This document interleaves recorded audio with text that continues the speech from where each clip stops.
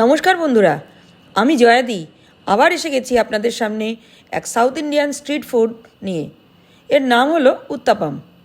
সাউথে গেলে তো রাস্তার ধারে ধারে এগুলোই পাওয়া যায়, তাই আজকে চেষ্টা করছি ওদের মতো করেই একটু ঘরে বানাতে। আমি অল্প করেই বানাচ্ছি, আপনারা বাড়ির সদস্য অনুসারে কম বেশি করে নেবেন। এর জন্য আমি 1 কাপ সুজি, হাফ কাপ টক দই, একটু আদা কুচি, কয়েকটা লঙ্কা কুচি, গোটা জিরে, একটু কারি পাতা কুচোনো, অল্প একটু বেকিং সোডা, 1 চামচ গোলমরিচের গুঁড়ো, 1 চামচ নুন দিয়ে সামান্য জল দিয়ে ভালো করে ফেটিয়ে নেব। এবার ঢাকা দিয়ে রাখবো কিছুক্ষণ পর দেখাচ্ছি। দেখুন, সুজিটা বেশ অনেকটা ফুলে গেছে।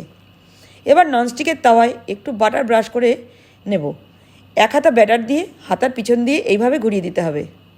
উপরে পেঁয়াজ কুচি, ক্যাপসিকাম, গাজর, বিনস, টমেটো এগুলোই দিয়ে একটু সাজিয়ে গুছিয়ে একটা কাঁচ দিয়ে ঢেকে দেবো। 1 পিঠ হয়ে গেলে অন্য পিঠটাও উল্টে দেবো। 2 পিঠই বেশ ভাজা ভাজা হলে সার্ভিং প্লেটে তুলে নেব।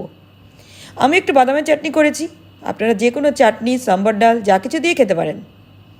একটা কথা, আমার রেসিপিটি যদি ভালো লাগে তাহলে দয়া করে আমার পেজটি ফলো করে আমার পাশে থাকবেন।